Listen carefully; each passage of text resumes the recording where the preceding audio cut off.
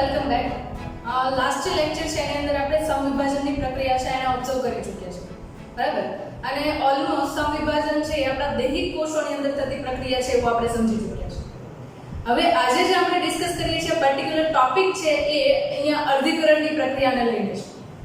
સૌથી પહેલા ડિસ્કસ કરીએ કે અર્ધીકરણની પ્રક્રિયા શા માટે થાય છે અને એ કયા કોષોની અંદર અર્ધીકરણની પ્રક્રિયા જોવા મળે છે, રાઈટ? તો સ્ટાર્ટ કરીએ.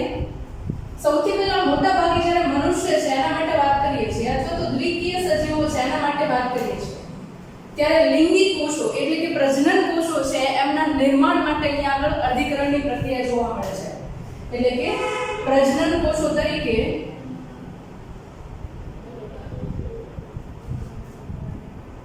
નર હોય તો શુક્રકોષ એટલે કે સ્પર્મ સેલ, અને જો માદા હોય તો એના માટે અંડકોષ એટલે કે ઓવમ અથવા તો એગ સેલ, બરાબર? એના વડે તમે અહીંયા જોઈ શકો છો કે અર્ધીકરણની પ્રક્રિયા અથવા તો એને અર્ધસૂત્રી ભાજનની પ્રક્રિયા કહેવામાં આવે છે, બરાબર?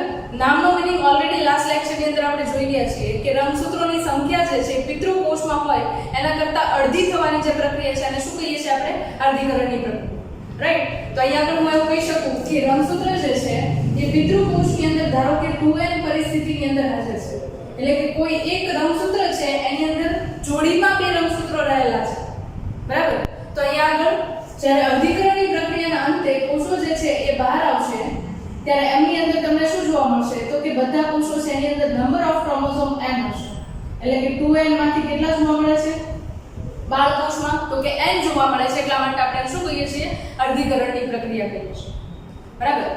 બીજો પોઈન્ટ આપણે ડિસ્કસ કરેલો કે જો પિતૃકોષ છે એ 2n સાથે એક કોષ હોય, બરાબર? માત્ર એક કોષ હોય તો જ્યારે અર્ધીકરણની પ્રક્રિયા થાય છે ત્યારે એના અંતે અહીંયા આગળ કેટલા કોષો બને છે? 4 કોષો બને છે. અને એ ચારે ચાર કોષો છે કેવા હોય?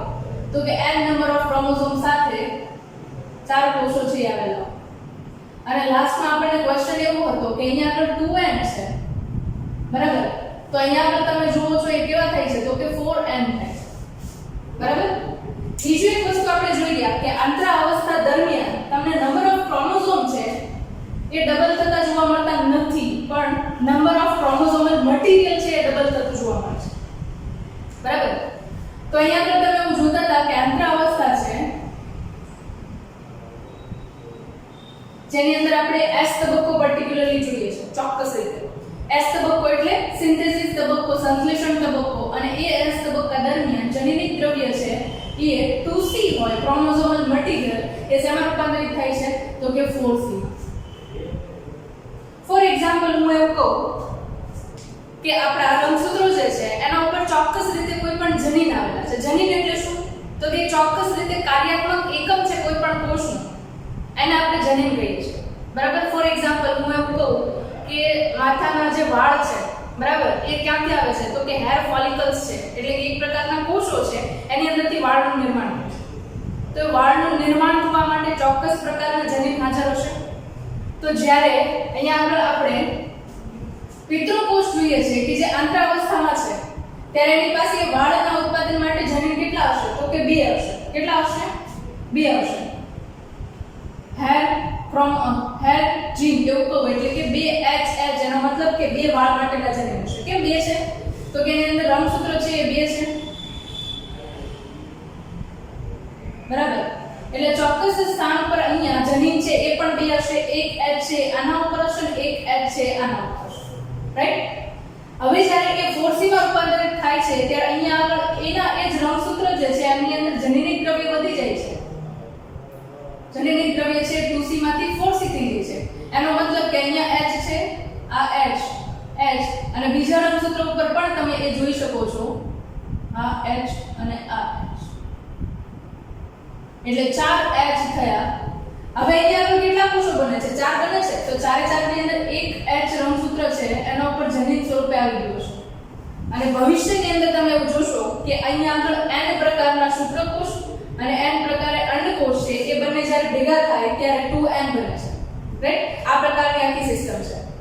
વધારે ડિસ્કશન છે જનીનને લઈને એ ચેપ્ટર નંબર 6 ની અંદર અને ચેપ્ટર નંબર 5 ની અંદર આપણે સ્ટેન્ડ 12 ની અંદર કરીશું. બરાબર, પણ બેઝિક કોન્સેપ્ટ માટે અત્યારે તમે આ આઈડિયા છે ને હાઇલાઇટ કરી શકો. બરાબર, આ રંગસૂત્ર છે એનાથી તમે વાકેફ છો. આ ક્યારના રંગસૂત્ર છે જ્યારે કોષ વિભાજનની પ્રક્રિયા માટે કોષ છે એ પ્રવેશ કરે છે ત્યારે, અને જ્યારે કોષ છે એ એસ અવસ્થામાંથી પૂર્ણ કરીને રંગસૂત્રનું સ્વરૂપ તમે જુઓ તો આ પ્રકારે તમને ચોક્કસ રીતે પૂર્વાવસ્થાની અંદર જોવા મળે છે. એ જ રાઈટ, આ તમારા બેઝિક કોન્સેપ્ટને લઈને વાત. હવે આપણે લાસ્ટ લેક્ચરની અંદર જોઈ ગયા છીએ કે રંગસૂત્રો જે છે એ પોતે ચોક્કસ રીતે વિભાજન પામવાની પ્રક્રિયામાંથી પસાર થાય છે. અને બીજો એક પ્રશ્ન એ પણ હતો આપણને કે પિતૃઓની અંદર જે પ્રકારના લક્ષણો હોય છે સેમ ટુ સેમ એ પ્રકારના લક્ષણો આપણને સંતતિમાં જોવા મળતા નથી. થોડા ઘણા પ્રમાણની અંદર વેરિએશન જોવા મળે છે. ફોર એક્ઝામ્પલ, મધર અને ફાધર છે એમની બંનેની હાઈટ છે એ ઓછી છે, તો એમના જે ડોટર કે સન આવે છે એમની હાઈટ છે વધારે થાય છે. રીઝન તો કે આ જે જનીનિક રીતે બદલાવ આવે છે ને એના કારણે તમને આ ફેરફારો જોવા મળે છે. એ બદલાવ કેવી રીતે આવે છે એ જ એક્ઝેક્ટલી આપણે જોવાનું છે અર્ધીકરણની પ્રક્રિયા દરમિયાન. રાઈટ, સ્ટાર્ટ કરીએ. ઓકે, તો અર્ધીકરણની પ્રક્રિયા જોઈએ તો એની અંદર મુખ્યત્વે બે તબક્કા હતા. એકને આપણે કહેતા હતા અર્ધીકરણ 1,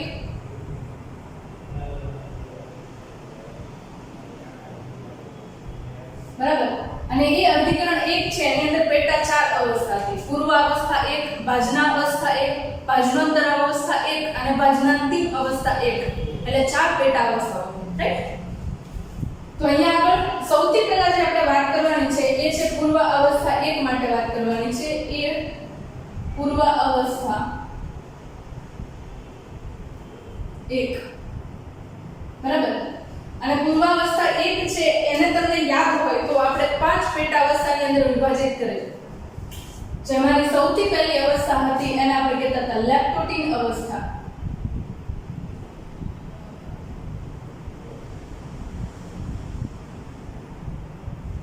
બરાબર, ઓકે. હવે તમે અર્ધીકરણની પહેલા સમવિભાજન પ્રકારનું કોષ વિભાજન જોઈ ચૂક્યા છો. અને સમવિભાજન પ્રકારનું જ્યારે તમે કોષ વિભાજન જુઓ છો ત્યારે એની અંદર એક્ઝેક્ટલી તમને આઈડિયા હોય તો આપણે જોઈ ચૂક્યા છીએ. ધારો કે આપણો આ એક કોષ છે, બરાબર, અને એ કોષની અંદર આ એનું કોષ કેન્દ્ર પટલ છે, અને એની અંદર તમે જુઓ છો અલગ અલગ પ્રકારે જનીનિક દ્રવ્ય સ્વરૂપે આવેલું હોય છે. આના ઉપરાંત તમે જુઓ છો કે અલગ અલગ પ્રકારે કોષની અંદર કોષ અંગિકાઓ હશે, અને જો ચોક્કસ રીતે પ્રાણી કોષ હશે તો એની અંદર તારા કેન્દ્ર છે એ હાજર હશે. રાઈટ, તો આ પ્રકારે આપણને કોષ જોવા મળે છે.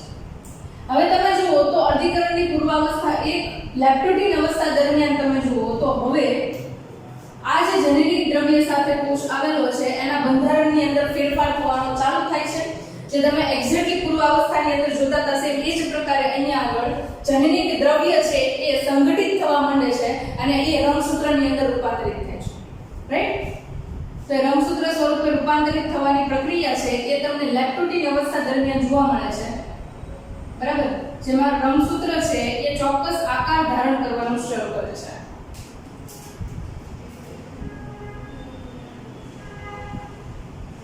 આ છે એનું મિડલમાં સેન્ટ્રોમિયર છે. બરાબર, આવા રંગસૂત્ર છે એની કેટલી જોડીઓ છે મનુષ્યનો કોષ હશે તો 23 જોડીઓ છે. રાઈટ, એઝ એક્ઝામ્પલ આપણે 2 થી 3 જોડી છે એને જ આપણે ધ્યાનમાં લઈશું. બાકીની જોડીઓ છે એના માટે પ્રોસેસ સેમ આમાં થાય છે એ જ પ્રકારની તમને જોવા મળશે. બરાબર, સાથે સાથે અહીંયા આગળ કોષ કેન્દ્રિકા છે, કણાભસૂત્ર છે, બરાબર, અલગ અલગ પ્રકારની અંગિકા છે એ પણ કોષ રસની અંદર હાજર હશે. ડિસઅપિયર ક્યારે થાય એટલે કે અદ્રશ્ય ક્યારે થાય તો કે પૂર્વાવસ્થાનો એન્ડ આવશે ત્યારે એ આપણને અદ્રશ્ય થતી જોવા મળશે. તો લેપ્ટોટીન અવસ્થા માટે આ ક્લિયર છે કે લેપ્ટોટીન અવસ્થા દરમિયાન રંગસૂત્રનું નિર્માણ થાય છે. એટલે કે રંગસૂત્ર દ્રવ્ય એ રંગસૂત્રમાં રૂપાંતરિત થાય છે.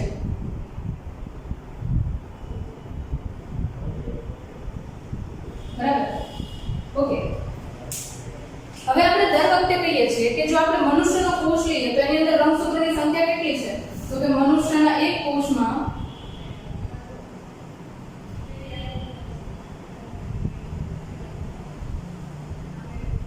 23 જોડ રંગસૂત્ર હાજર છે. બરાબર કેટલા જોડી 23 જોડી રંગસૂત્ર હાજર છે આ આઈડિયા આપણને ક્લિયર છે રાઈટ તો અહીંયા આગળ તમે જે 23 જોડી રંગસૂત્ર જે છે એ હાજર છે એનો મતલબ એવો થયો કે દરેક રંગસૂત્ર છે એ જોડીમાં હશે તો અહીંયા આગળ તમે લેપ્ટોટીન અવસ્થાના એન્ડમાં શું કહો છો તો કે રંગસૂત્ર જે છે એ ચોક્કસ રીતે આપણને સ્વરૂપ ધારણ કરીને ગોઠવાયેલા હોય એવું જોવા મળે છે બરાબર તો એની સાથે આપણી બીજી અવસ્થા છે એ સ્ટાર્ટ થાય છે હવે જેને આપણે કહીએ છીએ લેપ્ટોટીન પછીની અવસ્થા ઝાયગોટીન અવસ્થા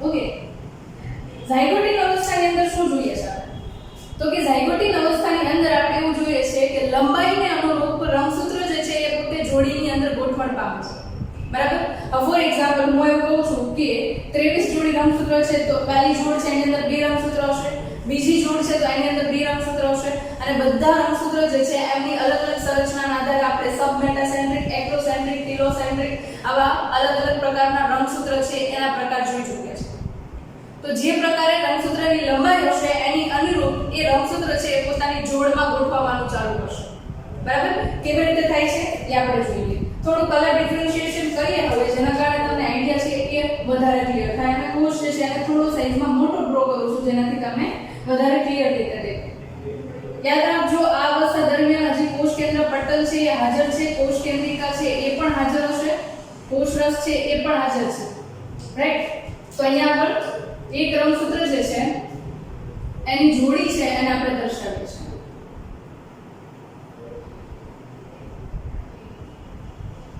આ એક રંગસૂત્ર થયું જોડીમાંનું એ જ બીજું રંગસૂત્ર છે જેને અલગ કલરથી આપણે ડિફરન્શિએટ કરીએ છીએ જેના કારણે આગળ ઉપર આપણને સમજવામાં સરળતા રહેશે રાઈટ એ જ રીતે અહીંયા આગળ બીજી જોડી છે રંગસૂત્રની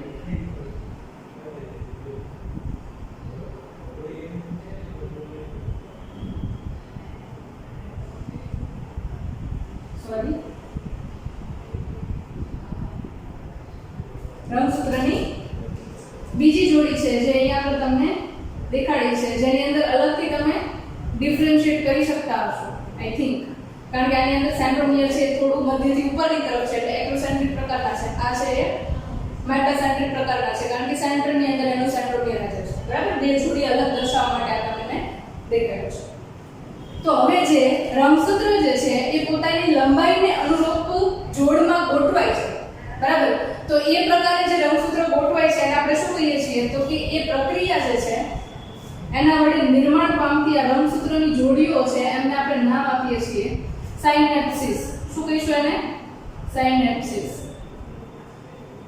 સૌથી પહેલા શું થયું તો કે દ્રવ્ય હતું એમાંથી રંગસૂત્રમાં નિર્માણ પામ્યું હવે રંગસૂત્ર નિર્માણ થઈ ગયા બાદ લેપ્ટોટીન અવસ્થા છે પૂરી થઈ ગઈ છે એના પછી તમે સ્પષ્ટપણે જોડીમાં ગોઠવાયેલા રંગસૂત્રો છે એને જુઓ છો જેને સાયનેપ્સિસ તરીકે ઓળખવામાં આવે છે અને આ સાયનેપ્સિસ જે છે એની અંદર જોડીમાં ગોઠવાયેલા રંગસૂત્રો છે ચોક્કસ પ્રકારે પ્રોટીનની મદદથી એકબીજાને એકદમ નજીકથી વીંટળાયેલા જોવા મળે છે અને પ્રોટીનની સંરચના વડે જે આ સંરચના બને છે જે એકદમ જટિલ સંરચના છે એને આપણે નામ આપીએ છીએ સાયનેપ્ટોનિમલ કોમ્પ્લેક્સ બરાબર શું કહીશું એને આપણે સાયનેપ્ટોનિમલ કોમ્પ્લેક્સ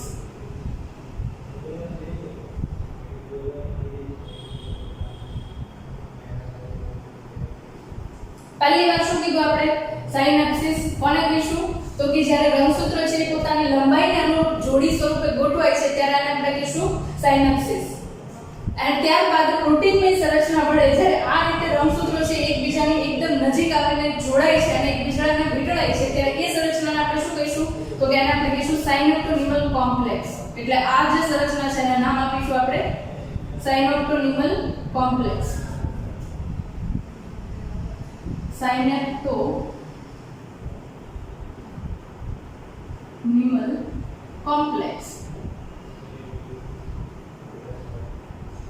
બરાબર એટલે આની અંદર તમે ચોક્કસ રીતે જોઈ શકો છો કે રંગસૂત્ર જે છે એ એકબીજા એકદમ નજીક છે ગોઠવાઈ શકે છે હવે રંગસૂત્રને લઈને એક કોન્સેપ્ટ હતો શાયદ તમને યાદ હોય તો જ્યારે એક જ રંગસૂત્ર છે બરાબર એના માટે હું આ એક ભાગ કહું તો એના માટે હું શું શબ્દ વાપરીશ તો કે એને હું કહીશ રંગસૂત્રિકા શું કહીશું એને આપણે રંગસૂત્રિકા બરાબર જ્યારે એક જ રંગસૂત્રની બે રંગસૂત્રિકા એક જ રંગસૂત્રમાં જોવા મળે છે ત્યારે આપણે એનું નામ આપીએ છીએ દોહિત્ર રંગસૂત્રિકા.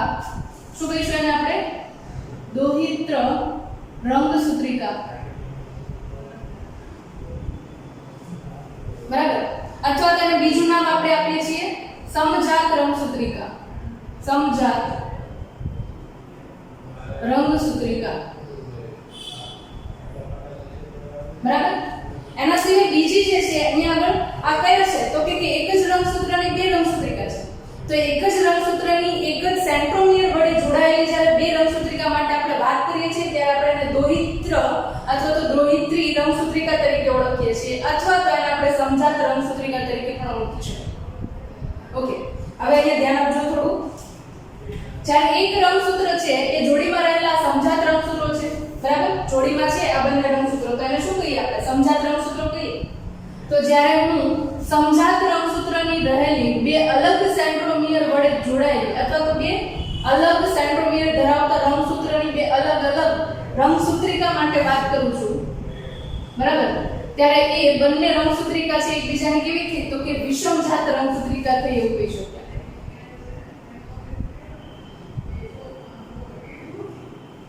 શું કહીશું એને આપણે? વિષમજાત રંગસૂત્રિકા. એટલે કે જોડીમાં રહેલા રંગસૂત્રો છે એની બે અલગ અલગ રંગસૂત્રની રંગસૂત્રિકાઓ જેને આપણે કહીશું વિષમજાત રંગસૂત્રિકાઓ.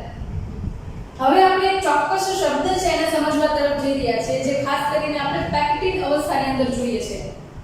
અને જે આપણે વાત કરીએ છીએ ને કે માતા પિતાની અંદર જે લક્ષણો હોય એની કરતા સંતતિની અંદર બેઝિક લક્ષણો તો એ જ પ્રકારના હોય. ફોર એક્ઝામ્પલ 5 આંગળી છે તો 5 આંગળી જો, પણ આંગળી જે છે એની લંબાઈ ઘણામાં વધારે હોય છે, ઘણામાં ટૂંકી હોય છે. બરાબર. ફાધર મધરમાં હોય એના કરતા અલગ પ્રકારની જોવા મળે. તો એ વિવિધતા છે એ કેવી રીતે આવે છે એ આપણે જોવાનું છે. રાઈટ. તો અહીંયા આપણે તમે જુઓ છો આ રંગસૂત્ર છે એ સાયનોપોડિયમલ કોમ્પ્લેક્સની અંદર જોડાયેલું છે, ગોઠવાયેલું છે. અને એની સાથે આપણને ઝાયગોટિક અવસ્થા છે પૂર્ણ થતી જોવા મળે. અને ઝાયગોટિક પછીની જે અવસ્થા આવે છે એને શું કહીએ છીએ તો કે એના પછીની અવસ્થા છે એને આપણે કહીએ છીએ પેક્ટિન અવસ્થા.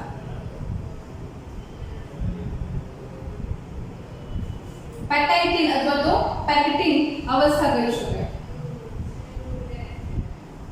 ઓકે, હવે આ જ સંરચના છે એ જ પ્રકારે ગોઠવાયેલી છે. માત્ર ને માત્ર શું થશે તો કે અહીંયા આગળ રંગસૂત્ર પર રહેલા જનીનો છે એ એકબીજા સાથે અદલાબદલી કરે છે. બરાબર. હવે પહેલા થોડો જનીનનો કોન્સેપ્ટ છે એ ક્લિયર કરી દો. ઓલરેડી મેં તમને થોડો આઈડિયા આપી દીધો છે. બરાબર. ફોર એક્ઝામ્પલ અહીંયા આગળ આ હેર માટે રિસ્પોન્સિબલ હોય એવા પ્રકારનું જનીન છે. બરાબર. આપણી અંદર જનીન ક્યાંથી આવે છે તો કે એક પ્રકારનું જનીન છે એ મધરના સેલમાંથી હોય કારણ કે અંડકોષ છે એની અંદરથી આવવાનું છે. કારણ કે અંડકોષ છે એની અંદર એક રંગસૂત્ર આવેલું છે જોડમાં. અને બીજું રંગસૂત્ર છે ક્યાંથી આવવાનું છે તો કે ફાધર છે એમની અંદરથી રંગસૂત્ર છે એ આવવાનું છે. બરાબર. અને બંને રંગસૂત્ર જે છે એ બંને જોડીમાં ફરીથી ક્યારે ગોઠવાય તો કે જ્યારે યુગ્મન જ બને છે ત્યારે. બરાબર. અને એમાંથી આખા બાળ સજીવનું નિર્માણ થાય છે. હવે એ બાળ સજીવ છે એ જન્મ લેશે અને વૃદ્ધિ પામશે અને પરિપક્વ બનશે. જેવો એ પરિપક્વ બનશે એટલે પ્રજનનની પ્રક્રિયા માટે સક્ષમ બનશે. અને જ્યારે એ પ્રજનનની પ્રક્રિયા માટે સક્ષમ બને છે અને લિંગી કોષો ઉત્પન્ન કરે છે ત્યારે એ આ પ્રકારે લિંગી કોષો ઉત્પન્ન કરે છે.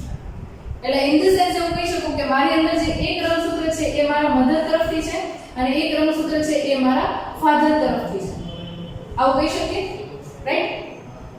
જ્યારે નેક્સ્ટ પ્રોજેની માટે વાત થાય છે ત્યારે ફોર એક્ઝામ્પલ અંડકોષની ઉત્પત્તિ મારા અંડપિંડમાંથી થાય છે. રાઈટ. તો એ અંડપિંડની અંદર જે ઉત્પન્ન થતા અંડકોષો જે છે એમની વચ્ચે જે આ જનીન છે એમની અદલાબદલી થશે. અને એ જનીનની અદલાબદલીની પ્રક્રિયા છે એને આપણે ક્રોસિંગ ઓવર એટલે કે વ્યતિકરણની પ્રક્રિયા તરીકે ઓળખીએ છીએ. બરાબર. અને એ વ્યતિકરણની પ્રક્રિયાના અંતે મધરના જીન્સ અને ફાધરના જીન્સ જે મારા અંદર હતા એ હવે અદલાબદલી થઈ ગઈ છે જેના કારણે લક્ષણો જે છે એ એક જ રંગસૂત્ર ઉપર નહીં પણ અલગ અલગ રંગસૂત્રો ઉપર જતા રહે છે.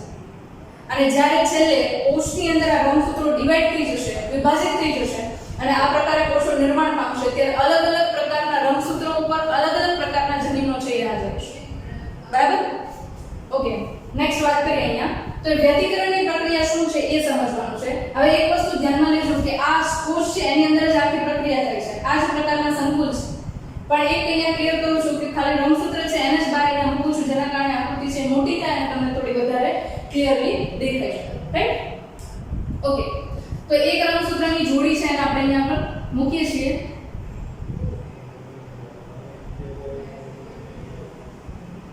ઓકે, વ્યતિકરણની પ્રક્રિયા માટે શું થવું પડે? તો કે અહીંયા આગળ જનીનનો ચોક્કસ ટુકડો છે એ બીજા રંગસૂત્ર પર રહેલી રંગસૂત્રિકા છે, એટલે કે વિષમજાત રંગસૂત્રિકા છે ત્યાં આગળથી ડીએનએ સ્વરૂપે જનીનનો ટુકડો રહેલો છે તૂટવો જોઈએ, અને તૂટે ત્યારબાદ એ મિક્સ થશે, રાઈટ? ઓકે, તો આ એક રંગસૂત્ર ડ્રો કર્યું છે આપણે. બીજું રંગસૂત્ર છે એની બાજુમાં આ રીતે કે ડ્રો કરીએ છીએ આપણે. આઈ થિંક તમને બ્લુ અને બ્લેક કલર જે છે એ ડિફરન્શિએટ થતો હશે. હવે ચોક્કસ રીતે તમને આ રીતે જગ્યા દેખાય છે, બરાબર? કે જ્યાં આગળ બે રંગસૂત્ર છે એ વિષમજાત રંગસૂત્રિકા છે એમની સાથે પોતાના ચોક્કસ રંગસૂત્રના ટુકડાની અદલાબદલી કરશે, બરાબર? તો આ જે જગ્યા છે એને આપણે કહીએ છીએ પુનઃસંયોજન ઘંટિકા.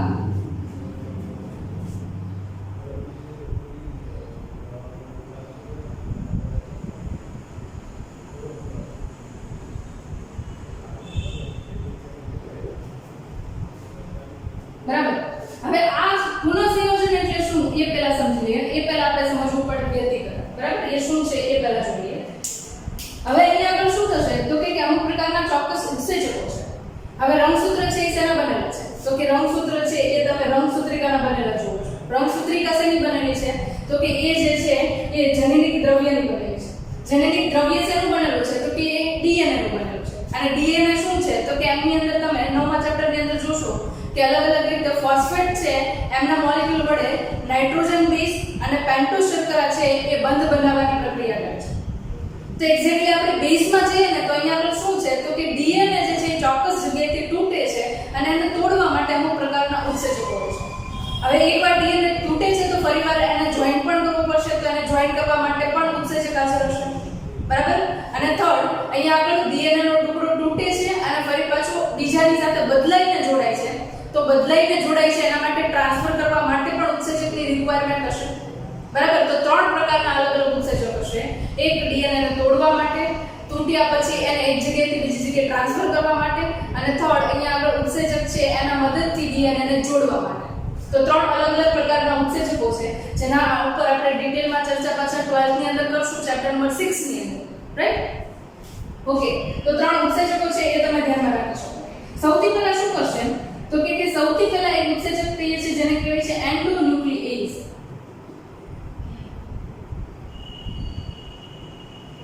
હવે આ એન્ડોન્યુક્લિએઝ ઉત્સેચક છે ને એને આણ્વીય કાતર કહી શકાય, એટલે કે મોલેક્યુલર સીઝર. આણ્વીય કાતર તરીકે શું કરશે તો કે ડીએનએ જે છે એમને ચોક્કસ રીતે આ જે જગ્યા છે ત્યાંથી તોડશે, બરાબર? શું કરશે? એને ત્યાંથી બ્રેક કરશે, એને તોડશે, રાઈટ? એન્ડોન્યુક્લિયસ છે એને શું કર્યું તો કે ડીએનએ ને બ્રેક કરે છે, ડીએનએ ને છૂટું પાડે છે, બરાબર? બીજો અહીંયા આગળ ઉત્સેચક તો કયો છે? રીકોમ્બિનેઝ. હવે રીકોમ્બિનેશન એટલે શું? ગુજરાતીમાં મતલબ કાઢીએ તો એને કહેવાય પુનઃસંયોજન. શું કહેવાય એને? પુનઃસંયોજન. એટલે એકવાર તૂટે છે ફરી પાછું જોઈન્ટ થાય છે, પણ એ અલગ અલગ સંરચનાઓ છે એ જોઈન્ટ થાય છે જેના કારણે આપણે એને નામ આપીએ છીએ પુનઃસંયોજન, રાઈટ? તો અહીંયા આગળ બીજો જે ઉત્સેચક આવશે એને કહીએ છીએ આપણે રીકોમ્બિનેઝ, બરાબર? એને કહીએ છીએ આપણે રીકોમ્બિનેઝ ઉત્સેચક. રીકોમ્બિનેઝ ઉત્સેચક છે એ ડીએનએ ને ટ્રાન્સફર કરે છે એવું શોર્ટ ફોર્મ ની અંદર યાદ રાખી શકો. ટ્રાન્સફર એટલે એક જગ્યાએથી બીજી જગ્યાએ લઈ જાય છે, બરાબર? કારણ કે આપણે શું કરવાનું છે તો કે આ રંગસૂત્રનો જે ટુકડો છે એને આના ઉપર લઈ જવાનો છે અને આ રંગસૂત્રનો ટુકડો છે એને આના ઉપર લઈ જવાનો છે. એક્ઝેક્ટલી ખ્યાલ ક્યારે આવશે તો કે જ્યારે આગળની સંરચનાઓ છે એને આપણે જોશું એટલે તમને આઈડિયા આવી જશે કે રંગસૂત્ર છે એ કેવી રીતે ફેરવાય છે, બરાબર? અને થર્ડ, એકવાર ટુકડો જે છે એ ચેન્જ થઈ જાય એના પછી થર્ડ જે એન્ઝાઇમ આવશે એ કયો આવશે તો કે એને આપણે કહીએ છીએ લિગેઝ ઉત્સેચક. શું કહીશું એને આપણે? લિગેઝ ઉત્સેચક. આને મોલેક્યુલર ગમ કહી શકીએ, એક પ્રકારનો ફેવિકોલ કહીશું, જે શું કરશે તો કે ડીએનએ નો ટુકડો જે તૂટ્યો છે એને ફરીથી પાછો જોઈન્ટ કરશે, બરાબર? તો જે રંગસૂત્ર પરથી છૂટા પડેલા ડીએનએ ના ટુકડા છે એકબીજા સાથે જોઈન્ટ થઈ શકશે, રાઈટ? તો એને આપણે કહીશું લિગેઝ ઉત્સેચક શું કરશે? ડીએનએ ને જોડવાનું કામ કરે છે.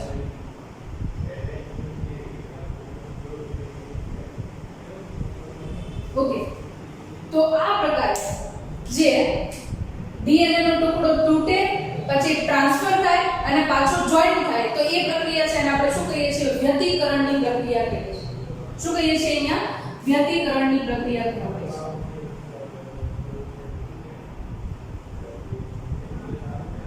અથવા તો હું એને રીકોમ્બિનેશનની પ્રક્રિયા પણ કહી શકું. શું કહેવાય એને? રીકોમ્બિનેશન ની પ્રક્રિયા કહી શકું. વ્યતિકરણ અને રીકોમ્બિનેશનની પ્રક્રિયા, રાઈટ? તો આ તમને કઈ અવસ્થામાં જોવા મળશે? તો કે ખાસ કરીને પેક્ટિન અવસ્થાના અંતે જોવા મળશે. હવે જેવી પેક્ટિન અવસ્થા પૂરી થાય એટલે રંગસૂત્ર જે છે એનું ફરી પાછું આપણને આ સ્વરૂપ છે એ મળવું જોઈએ, બરાબર?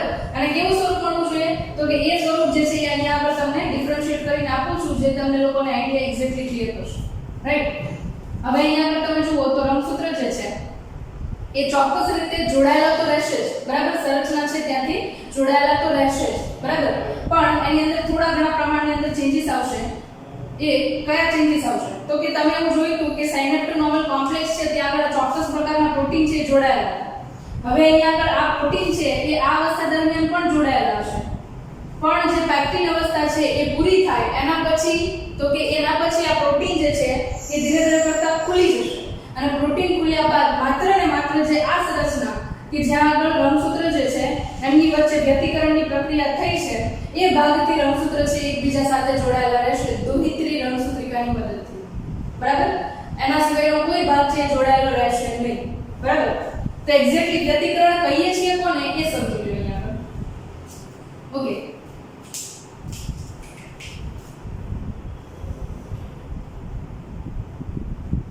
આપણા રંગસૂત્રની જે સંરચના હતી એ જ છે, બરાબર? માત્ર ફેરફાર ક્યાં આવે છે? તો કે માત્ર ફેરફાર આવે છે એક્ઝેક્ટલી આ જે એરિયા છે એની અંદર જે રંગસૂત્રનો ચોક્કસ ભાગ હતો એ છૂટો પડે છે, રાઈટ? તો અહીંયા આગળ તમે જોઈ શકો છો ચોક્કસ રીતે ચોકડી જેવી સંરચના બને છે જેને આપણે નામ આપીએ છીએ સ્વસ્તિક ચોકડી. શું કહીએ છીએ એને? સ્વસ્તિક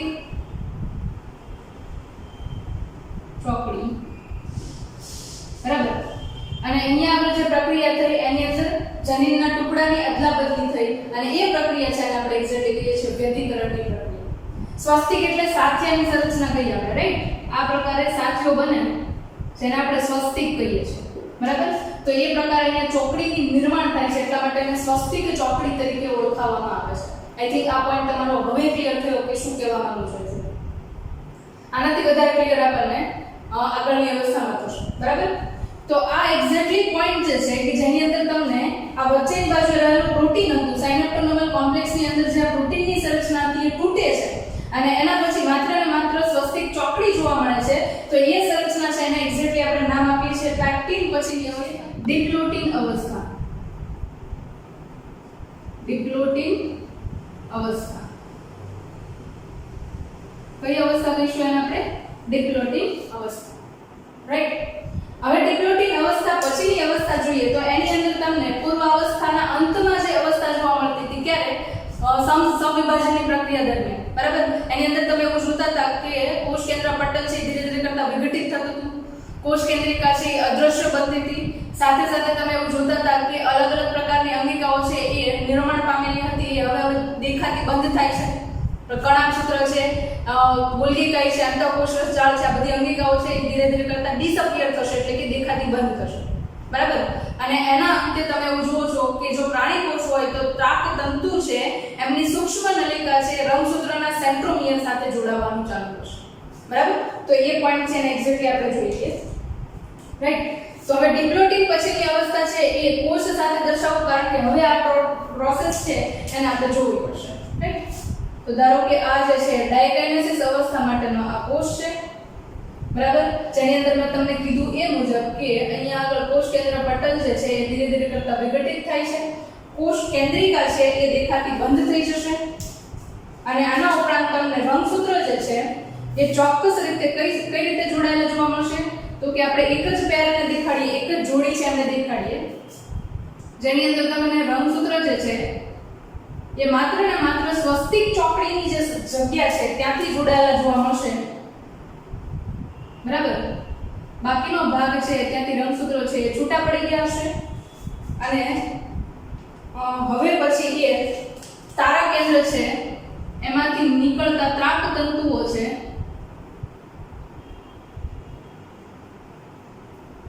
એમના વડે જોડાણ કરવા માટે તૈયાર હશે.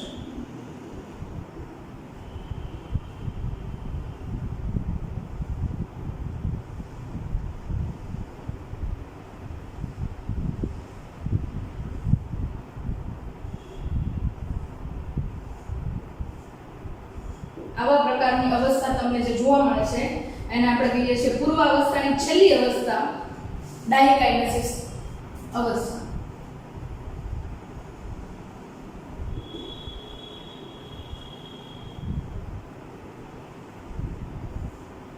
ઓકે, આને કહીએ છીએ આપણે ડાયકાઇનેસિસ અવસ્થા. હવે તમારી સામે એક્ઝેક્ટલી અહીંયા બોર્ડ પર 5 અલગ અલગ અવસ્થાઓ છે. સૌથી પહેલી જે છે એ પૂર્વાવસ્થાની પહેલી અવસ્થા લેપ્ટોડિન અવસ્થા, બીજી ઝાયગોટિન અવસ્થા, બરાબર. ત્રીજી એના પછી છે પેકેટિન અવસ્થા, એના પછી ચોથી છે ડિપ્લોટિન અવસ્થા અને એના પછી છે ડાયકાઇનેસિસ અવસ્થા.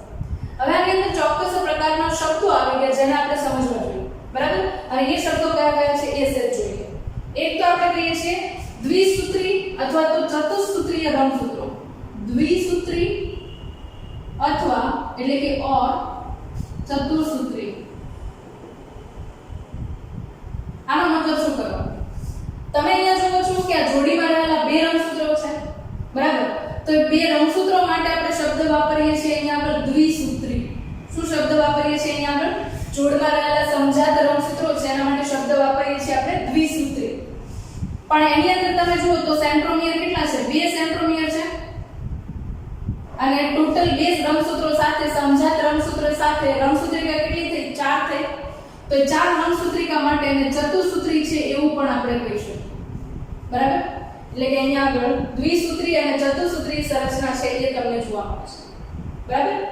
પછી એક શબ્દ આવે છે જેને કહીએ છીએ આપણે પુનઃસંયોજન ઘંટિકા અથવા તો પુનઃસંયોજિત ઘંટિકા. એ જે સંરચના છે એક્ઝેક્ટલી આ સંરચના થઈ કે જેની અંદર જનનિક ટુકડો જે છે એ બંને એકબીજાએ અદલાબદલી કરી લીધી. કલરની અંદર થોડું ડિફરન્શિએટ કરી દઉં તમને. અહીંયા આગળ આ બ્લેક કલર આવી જશે, અહીંયા પણ આ બ્લેક કલર આવી જશે અને અહીંયા આગળ તમે જોશો એનો બ્લુ કલર.